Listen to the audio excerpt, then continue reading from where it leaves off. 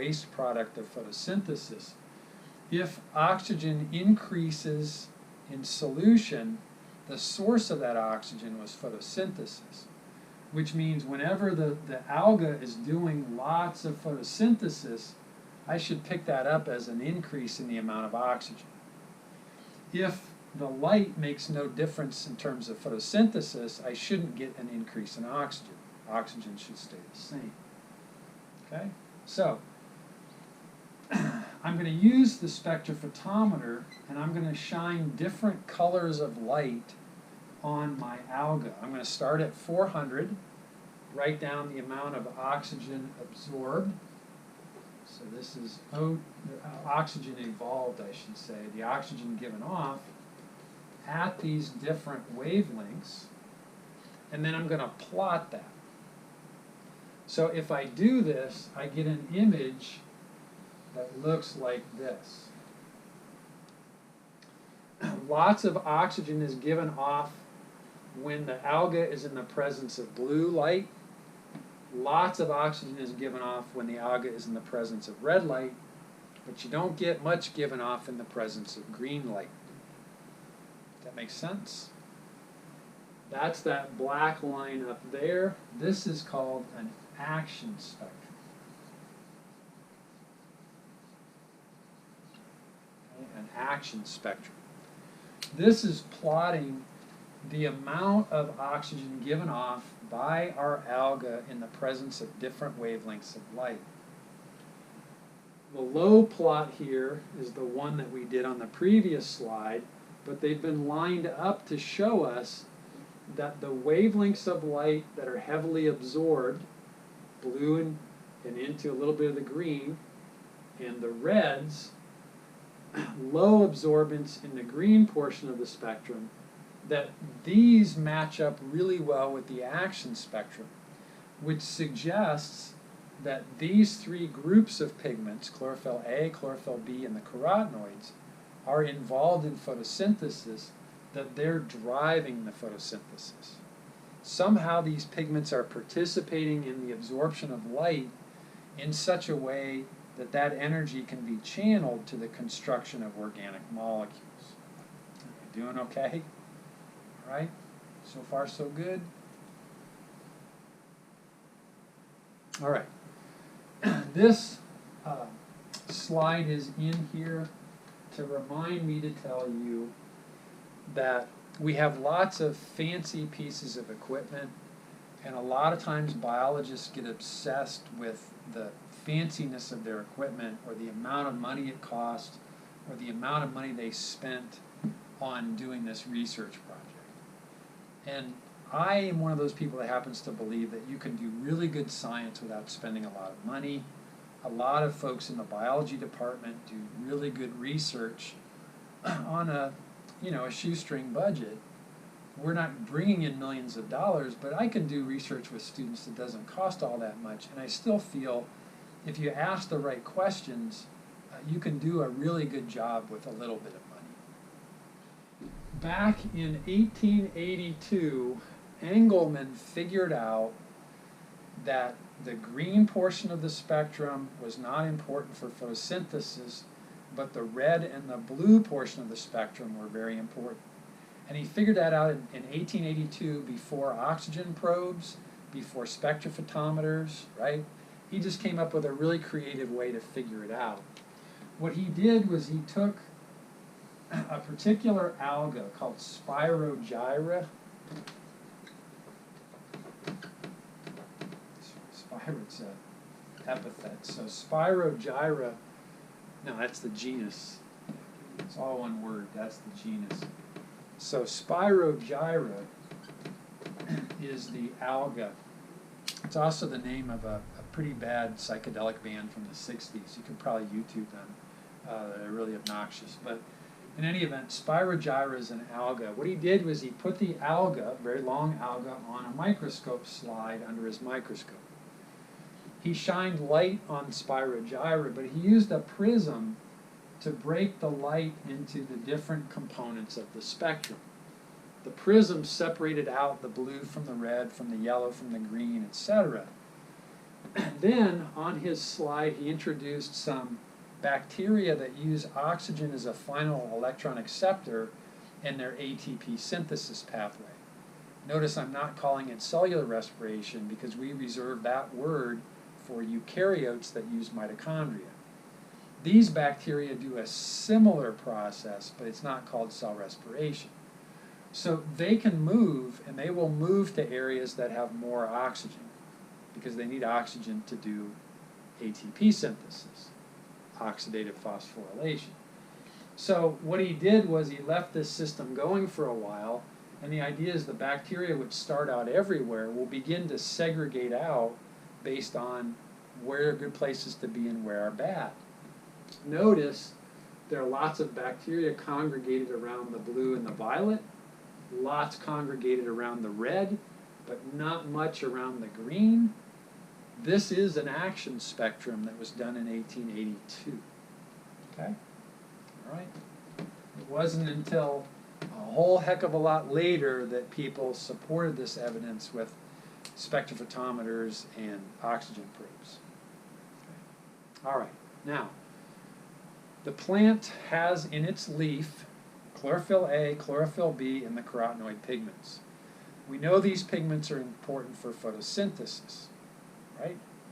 So the next question is, can we get any more insights into how these pigments work? So to do that, let's do a tiny bit of chemistry. So let's take here one of those photosynthetic pigments, chlorophyll A.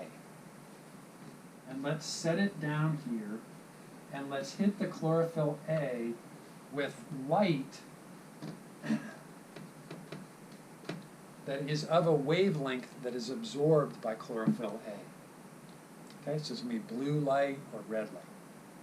Okay, now, anytime you hit a pigment molecule with light, we know that some of that energy is absorbed and some of it is reflected.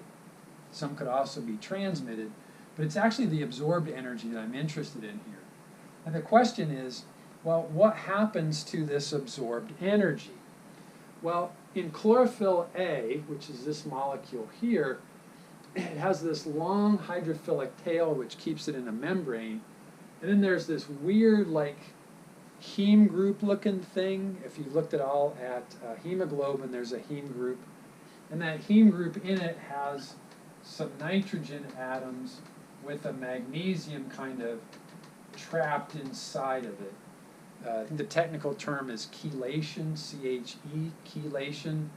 The magnesium atom is chelated within these nitrogens so that bonds are always forming and breaking and forming and reforming and breaking, etc.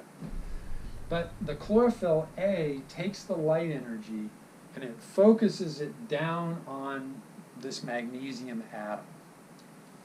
When an atom gains extra energy, what happens to the energy? It's a dramatic pause. Well, one of the things that can happen to the energy is that the energy is passed to the electrons in an orbital around the magnesium atom. And that's exactly what happens. The magnesium atom electrons get boosted up in orbitals. Should have talked to you in chemistry about this. As these electrons gain energy, they're allowed to move into outer shells away from the protons in the nucleus. So it's overcoming that attractive force between the electrons and the protons. Okay? So energy is received by chlorophyll. It funnels the energy down to a magnesium atom. Magnesium funnels the energy to electrons, and these two electrons get boosted in orbitals, and they get farther and farther away from the chlorophyll A magnesium nucleus. Okay? All right, then we could ask, well, what kind of the fate of these electrons, and kind of more importantly, what's the fate of the energy which is currently residing in these electrons as potential energy? Because after all, all I've done is change the position of these electrons relative to the nucleus, while potential energy is energy of position. So I've changed the position of these electrons relative to the nucleus, right? So what happens to these electrons? What happens to the energy? Okay, well, there are a few different fates here. The first fate is that the electrons lose their energy. They could bump into other stuff and lose their energy, and then the electrons fall back down. Whatever energy is left over, this energy here could be given off as random molecular motion. So the electrons get boosted up by gaining energy. They give the energy off as random molecular motion. They've lost their energy. They now go back to the nucleus, right, not into it, but close to it. And as they do that, the energy that was gained is now given off as heat. So that's the first possibility.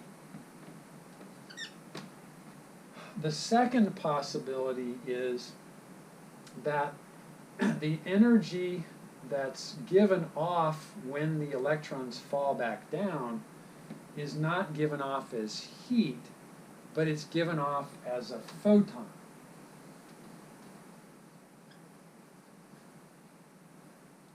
Okay? So photon hit the chlorophyll A, boosted the electrons fall back down, and we release a photon, that is electromagnetic radiation. This is called fluorescence. Okay, this is called fluorescence. Fluorescence, from your chemistry class, when they talk to you about it, it should be light being emitted at a different wavelength than it was absorbed. That's fluorescence. So if this light coming in was blue light, this light being emitted needs to be at a longer wavelength, because we're converting energy here for two forms. The conversion, according to the second law of thermodynamics, is not 100% efficient, and therefore we lost a little bit of energy as heat. The rest of it went off as a photon.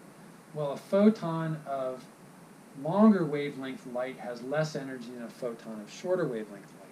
So this fluorescence is typically given off as infrared radiation. In other words, it's not something that we see. Plants could be fluorescing energy as photons, and we would never know it because our eyes can't pick up the infrared. Okay? Third possibility. The third possibility is that when the electrons get boosted, somebody up here grabs the electrons. And this molecule here, I would call an electron acceptor. That is, it's a molecule that's capable of being reduced by gaining these two electrons from ultimately the magnesium atom. Okay? All right, so if there's somebody up here that can take it, that would be the movement of the electrons and also the energy to this new molecule, the electron acceptor. The electron acceptor can't grab electrons from magnesium normally because the electrons are held by the protons, but they've wandered far enough away, now they can be taken. All right, possibility number 4, probably the weirdest of all of them, goes something like this. I have a pigment, let me do it over here. I have a pigment molecule here, pigment A. Pigment B is next to it, and let's put a third one in here, pigment C. Light hits the first pigment. The electrons get boosted. The electrons get boosted. And this energy gets transferred to the electrons associated with the adjacent pigment molecule. as the energy gets transferred, the electrons in this pigment molecule get boosted. These lost energy, so they go back down. Now, this one transfers energy and then falls back down. So the difference between 4 and 3, in 3, Electron Acceptor, the electrons get moved with the energy. Here, the energy gets moved without the electrons. This is called resonance energy transfer. Big name for a kind of a weird process. So resonance energy transfer is the transfer of energy from pigment to pigment without transferring the electrons. Electron acceptor, that's where we transfer the electrons and the energy. Fluorescence, the electrons remain with the pigment molecule, but the energy is released as a photon. And in number 1, the electron stays with the pigment molecule, but the energy is released as random molecular motion. Energy unavailable to do work. Now, between you and me, this one should not be done. If plants did this, they'd be like little turkeys cooking in their own juices on Thanksgiving Day, right? You absorb energy from the sun, you release the energy as heat. All you've done is used your leaf to convert solar energy into heat, random molecular motion, and you'd end up killing yourself.